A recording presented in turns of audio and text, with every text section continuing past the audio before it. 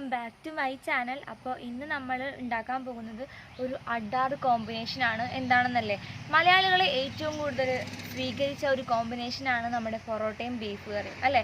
അതുപോലെ തന്നെ ഈ അടുത്ത കാലത്തായിട്ട് ഒന്ന് ഫേമസ് ആയിട്ട് വന്ന് അതുപോലെ മലയാളികൾ സ്വീകരിച്ച അടുത്ത കോമ്പിനേഷനാണ് എന്ത്, പഴംപൊരിയും ബീഫ് കറിയും. അപ്പോൾ അതാണ് നമ്മൾ ഇന്ന് ഉണ്ടാക്കാൻ പോകുന്നത്.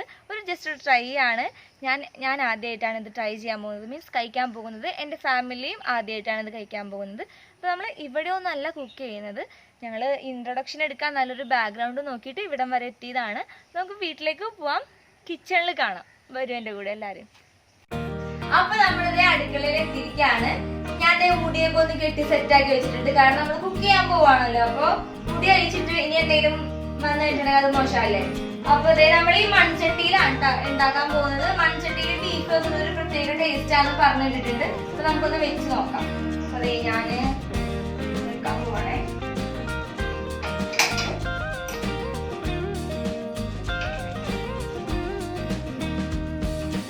അധികം എണ്ണ ഒഴിക്കാൻ പോവാട്ടാ. ചട്ടി ഒന്ന് വെള്ളം ഉണ്ടായിരുന്നു ചട്ടിയില്, അതുകൊണ്ടാണ് ഈ പൊട്ടിത്തെറിക്കുന്നത്. അപ്പൊ നിങ്ങൾ ഒഴിക്കുമ്പോഴേക്കും വെള്ളം ഇല്ലാണ്ട് ഒഴിക്കാൻ ശ്രമിക്കണം കേട്ടാ. പിന്നില്ലേ, ഞാൻ ഇതിന്റെ ഇൻഗ്രീഡിയൻസ് ഒന്നും ഞാൻ നിങ്ങൾക്ക് പറഞ്ഞു തരുന്നില്ല, കാരണം നമ്മൾ നോർമലായിട്ട് ബീഫ് കറി എങ്ങനെയാണോ വെക്കുന്നത് അതുപോലെ തന്നെയാണ് വെക്കുന്നത്. അതുകൊണ്ട് ഞാൻ ഇൻഗ്രീഡിയൻസ് എന്തൊക്കെയാണെന്ന് പറയുന്നില്ല. നന്നായിട്ട് പൊട്ടിത്തെറിക്കുന്നുണ്ട്. നമ്മൾ അതിന് എണ്ണ ഒഴിച്ച് നന്നായിട്ട് ചൂടായിട്ടുണ്ട്. അതിനുശേഷം ഞാന് സവാളയും പച്ചമുളകും വേപ്പിലയും കൂടെ ഒരുമിച്ചാണ് ഞാൻ അതിലേക്ക് ആഡ് ചെയ്ത് കൊടുക്കുന്നത്.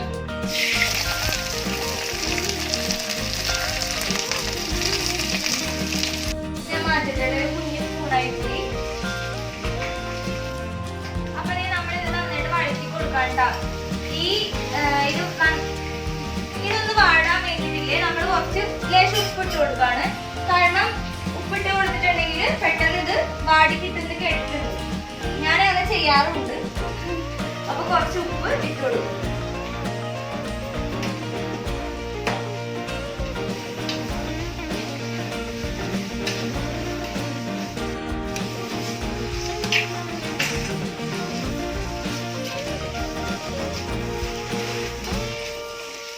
എനിക്ക് തോന്നണം ഈ മൺചട്ടിയിൽ വേവാനായിട്ട് കുറച്ച് സമയം എടുക്കുന്നു. പക്ഷെ നമ്മള് ബീഫ് കുക്കറിൽ വേവിച്ച് ഓൾറെഡി വെച്ചിട്ടുണ്ട്. എന്നാലും കുറച്ച് ടൈം സാധാരണത്തിനേക്കാട്ടിലും കുറച്ച് ടൈം എടുക്കുന്നു തോന്നണം.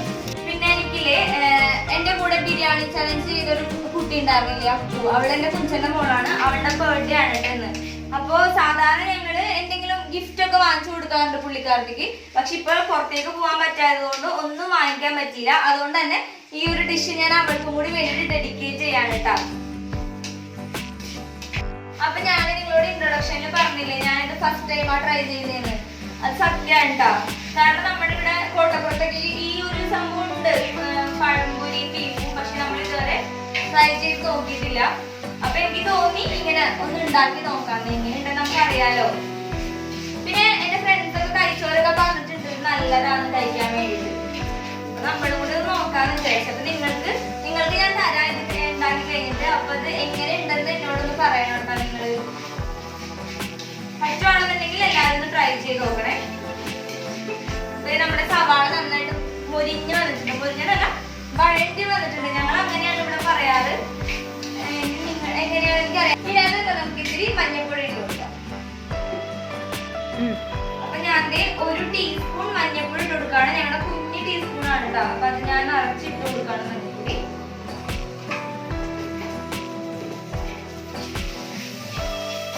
പിന്നില്ലേ, ഞാൻ ബീഫ് കറി വെക്കുന്നത് എന്റെ ഒരു രീതിക്കാണ്. ഞാന് ബീഫ് ചിക്കൻ അങ്ങനെയുള്ളതൊക്കെ ഞാൻ കുക്ക് ചെയ്യാറുണ്ട്. അപ്പൊ ഞാൻ എന്റെ ഒരു രീതിക്കാണ് ഞാൻ കുക്ക് ചെയ്യുന്നത്. സാധാരണ വെക്കുന്ന പോലെ തന്നെയാണ് ഞാൻ വെക്കുന്നത്. അതുകൊണ്ട് തന്നെയാണ് ഞാൻ ഇൻഗ്രീഡിയൻസ് നിങ്ങളോട് എടുത്ത് പറയാത്തത് കേട്ടോ. ഇനി നമുക്കില്ലേ മുളക് പൊടി ആഡ് ചെയ്ത് കൊടുക്കാം. ഞാൻ കാശ്മീരി ചില്ലി പൗഡർ ഇട്ട് കൊടുക്കുന്നുണ്ട്. അതുപോലെ തന്നെ നമ്മൾ സാധാരണ മുളക് പൊടി ഇട്ട് കൊടുക്കുന്നുണ്ട് കേട്ടോ. അപ്പൊ ആദ്യം നമുക്ക് സാധാരണ മുളക് പൊടി ഇട്ട് കൊടുക്കാം. ഞാൻ ഇത് ഇട്ട് കൊടുക്കാം കേട്ടോ. 2 ടീസ്പൂൺ ആണ് ഇട്ട് കൊടുക്കുന്നത്.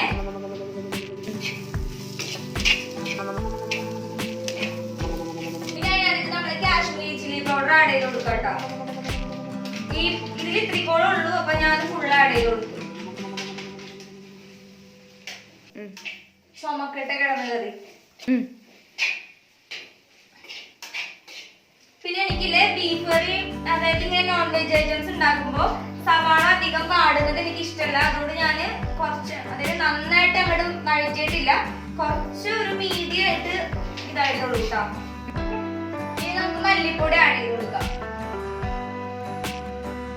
ഇത് ഞാന് ഒരു ടീസ്പൂണും പിന്നെ അതിന്റെ ഒരു കുറച്ചും കൂടി ഹാഫ് സ്പൂൺ എടുത്തിട്ടുണ്ട്, അത് ആഡ് ചെയ്ത് കൊടുക്കാം. മല്ലിപ്പൊടി ഇട്ട് കൊടുക്കുമ്പോഴേ നന്നായിട്ട് മൂക്കണം എന്ന് പറയാറുണ്ട്. ഇതിന്റെ സ്മെല്ല് മൂക്കിലേക്ക് അടിച്ചിട്ടുണ്ടെങ്കിൽ നന്നായിട്ട് മൂക്കണം എന്ന് പറയാറുണ്ട്. അപ്പൊ ഈ പൊടിയൊക്കെ ജസ്റ്റ് ഒന്ന് മൂത്ത് വന്ന വരെ നമ്മളൊന്ന് ഇളക്കി കൊടുക്കാം കേട്ടോ. അപ്പൊ നമ്മളില്ലേ നമ്മുടെ പൊടിയൊക്കെ ഇട്ട് നന്നായിട്ട് മിക്സ് ചെയ്ത് എടുത്തിട്ടുണ്ട് കേട്ടോ. അതിനുശേഷം നമ്മൾ ഇടാൻ പോകുന്നത് ഉള്ളിയും വെളുത്തുള്ളിയും ചതച്ച് വെച്ചതാണേ.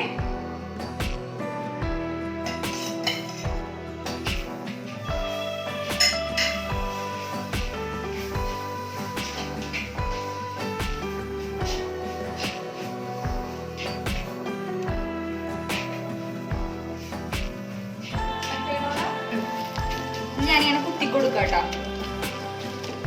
വേറൊരു പണിയില്ലല്ലോ, പിന്നെ ഇങ്ങനെ വെറുതെ കുത്തിക്കൊടുക്കാം.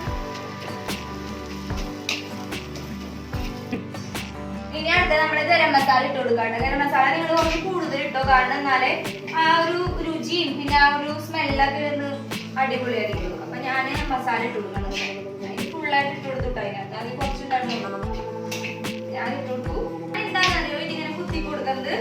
ഇത് അങ്ങനെ കിടന്നിട്ട് ഇങ്ങനെ കാണിക്കുന്നത് നല്ലത്. ഇങ്ങനെ കുത്തി കൊടുക്കുമ്പോ കുറച്ചുകൂടി മിക്സ് ആവുമെന്ന് ഞാൻ വിശ്വസിക്കുന്നു. അതുകൊണ്ടാണ് ഞാൻ ഇങ്ങനെ കുത്തി കൊടുക്കുന്നത് കേട്ടോ.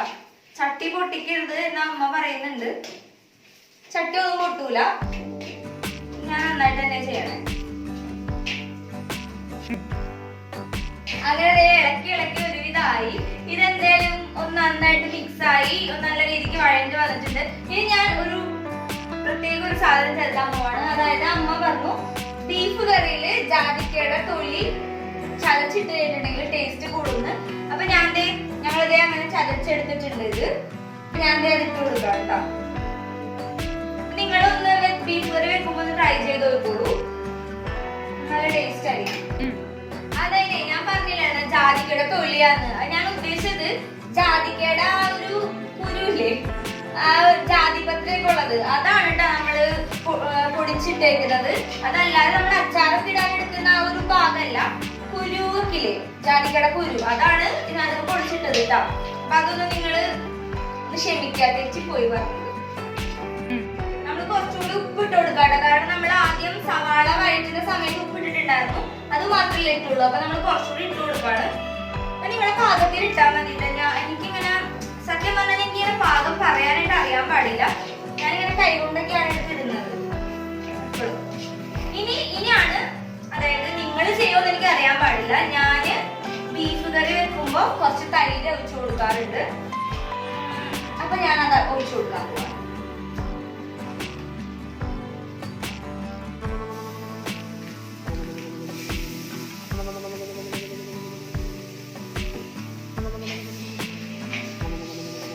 അങ്ങനെ ഞാൻ കുറച്ച് തൈര് കൂടി ഒഴിച്ചു കൊടുക്കാം കേട്ടോ. ഇച്ചിരി പുളി ഉണ്ടാവും, നല്ല ടേസ്റ്റ് ആയിരിക്കും.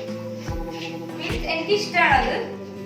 അപ്പൊ ഞാന് ഇപ്പൊ ബീഫ് വെച്ചാലും ചിക്കൻ വെച്ചാലും അതിന്റെ കൂട്ടത്തില് കുറച്ച് തൈര് കൂടെ ആഡ് ചെയ്ത് കൊടുക്കാറുണ്ട്.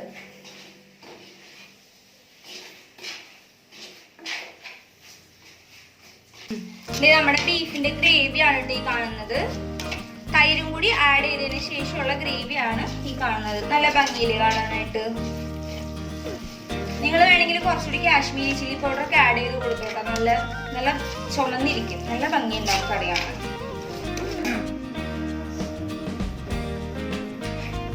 ഇനി ഞാനില്ലേ കുറച്ച് ഉണക്കമുളക് ചതച്ചത് ഇട്ട് കൊടുക്കാം കേട്ടോ. ഇതുകൂടി കഴിഞ്ഞാൽ നന്നായിട്ട് വഴറ്റി കഴിഞ്ഞാൽ നമ്മുടെ ബീഫിന്റെ ഗ്രേവി റെഡി ആവും. നമ്മുടെ മെയിൻ ഇൻഗ്രീഡിയന്റ് ആയിട്ടുള്ള ബീഫിനകത്തേക്ക് ആഡ് ചെയ്യാനായിട്ട് സമയമായി. അപ്പൊ നമ്മുടെ മസാല മീൻസ് ഇതിന്റെ ഗ്രേവി ഞാൻ റെഡിയാക്കി. നമുക്ക് ഇതിലേക്ക് ബീഫ് ഇട്ട് കൊടുക്കണം.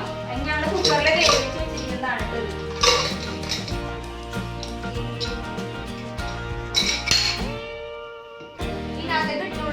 ബീഫിനെ ഇവിടെ സെറ്റ് ആക്കി വെച്ചിട്ട് കുറെ നേരമായി. നമുക്ക് എങ്ങനെയാണെന്ന് തുറന്നു നോക്കാം. തിളയൊക്കെ വേണ്ടിട്ട് നല്ല രീതിക്ക്. പക്ഷെ വെള്ളം കൂടിപ്പോയി. വെള്ളം നമുക്ക് വറ്റിച്ചെടുക്കാം, കുഴപ്പമില്ല.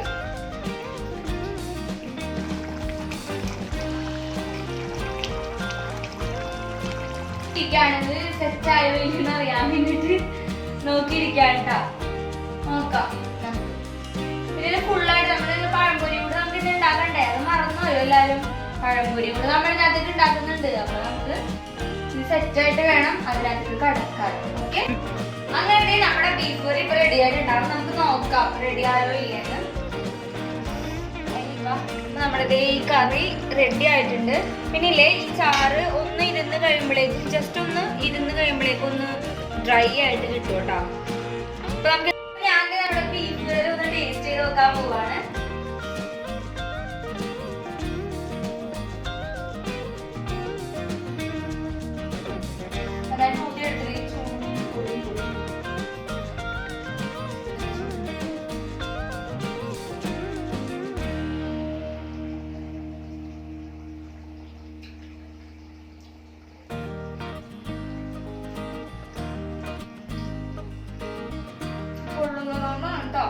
നല്ല ചൂടുണ്ട്, പക്ഷെ സംഭവം സൂപ്പറാണ്. ടേസ്റ്റ് ചെയ്ത് നോക്കി എല്ലാവരും.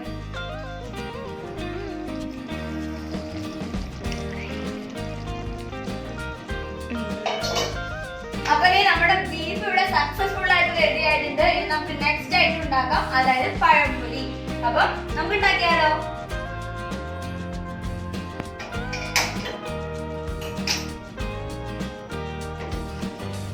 പഴംപൊരി ഉണ്ടാക്കാൻ പോവാട്ടോ. ചട്ടി ചൂടായിട്ട് നമുക്ക് എണ്ണ ഒഴിക്കാം. എണ്ണ അല്ലാത്ത നമ്മൾ സൺഫ്ലവർ ഓയിൽ ആണ് ഒഴിച്ചു കൊടുക്കുന്നത്.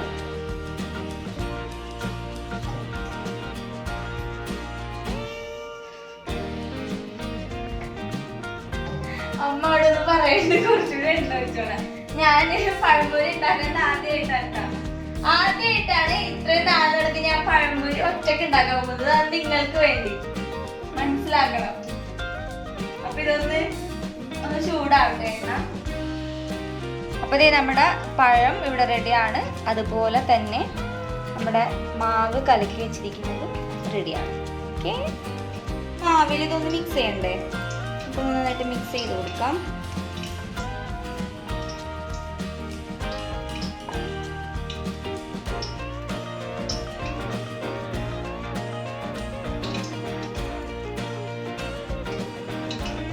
എടുത്തിട്ട്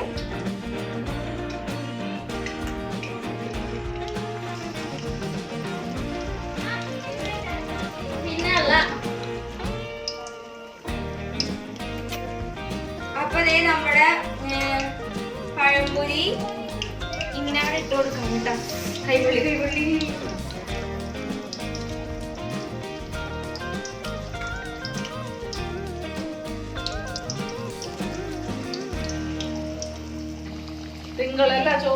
അപ്പൊ നമ്മുടെ പഴംപൊരിക്ക് ഇത്തിരി ഭംഗി കുറവാണ് കേട്ടോ. കാരണം ഞാനാണ് ഇതിനകത്തേക്ക് ഇട്ടത്. എനിക്ക് സത്യമായിട്ടും ഇതറിയാൻ പാടില്ല ഉണ്ടാക്കാനായിട്ട്.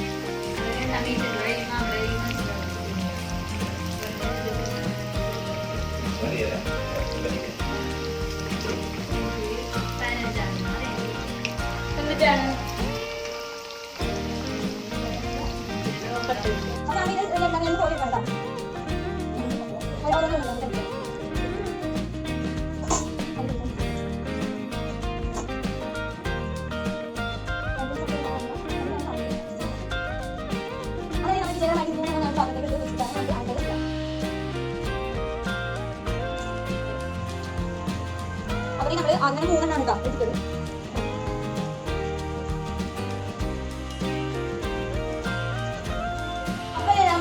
പഴംപൊരി ഉണ്ടാക്കി കഴിഞ്ഞു. ഇതാണ് നമ്മുടെ പഴംപൊരി. അതായത് ഈ പഴംപൊരി ഉണ്ടാക്കുന്ന വീഡിയോ എനിക്ക് ഫുള്ളായിട്ട് എടുക്കാൻ പറ്റില്ല, സ്റ്റാർട്ടിങ് മാത്രമേ കാണിക്കാൻ പറ്റുള്ളൂ. അപ്പോഴേക്കും നമ്മുടെ വീട്ടിൽ എൻ്റെ ചിറ്റപ്പനും മീനാക്ഷിയും വന്നു. അപ്പം അവരോട് സംസാരിച്ചിരിക്കുന്ന സമയത്ത് അമ്മയാണ് കേട്ടോ ഇത് ഉണ്ടാക്കിയത്. അപ്പോൾ നമുക്ക് ഇനി ഇതൊന്ന് ടേസ്റ്റ് ചെയ്ത് നോക്കാം. ടേസ്റ്റ് ചെയ്യാൻ ഇവിടെ അല്ല, അവിടെ. അപ്പൊ നമ്മുടെ പഴംപൊരി വീട്ടിൽ റെഡി ആയിട്ടുണ്ട്. നമുക്കൊന്ന് ടേസ്റ്റ് ചെയ്ത് നോക്കാം. ഞാൻ തന്നെ ആദ്യം ടേസ്റ്റ് ചെയ്യാൻ പോവാണ് കേട്ടോ.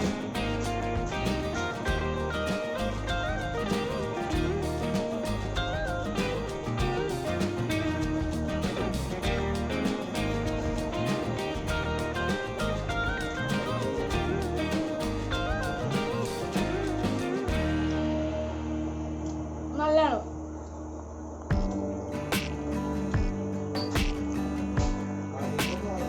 നല്ല ടേസ്റ്റ് ഉണ്ട്. ഒരു ഡിഫറെന്റ് ആയിട്ടുള്ള ടേസ്റ്റ് ഉണ്ട്.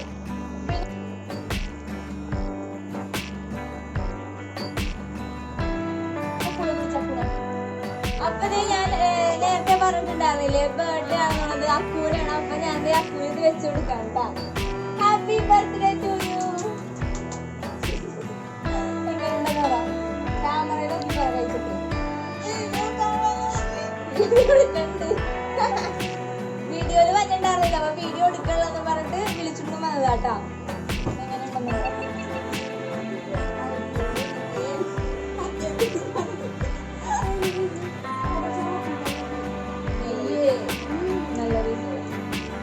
നല്ല മെസ്സേജ്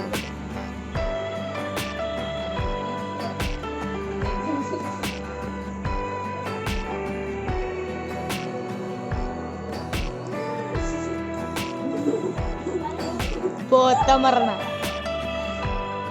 അപ്പൊ നല്ലൊരു ഡിഫറെന്റ് ടേസ്റ്റ് ആണ്, അടിപൊളി ടേസ്റ്റ് ആണ്. അപ്പൊ എല്ലാവരും ട്രൈ ചെയ്ത് നോക്കാം. ഞങ്ങൾ എന്തായാലും ഇത് കഴിച്ചു തീർക്കട്ടെ. അപ്പൊ എല്ലാവരും ട്രൈ ചെയ്ത് നോക്കാം. അടുത്ത വീഡിയോ ആയിട്ട് വരുന്നവരെ ടാറ്റ ബൈ ബൈ. അതുപോലെ തന്നെ വീഡിയോ ഇഷ്ടപ്പെട്ടുണ്ടെങ്കിൽ ലൈക്ക് ചെയ്യാനും കമന്റ് ചെയ്യാനും സബ്സ്ക്രൈബ് ചെയ്യാനും മറക്കരുത്. അപ്പോൾ ടാറ്റ ബൈ ബൈ.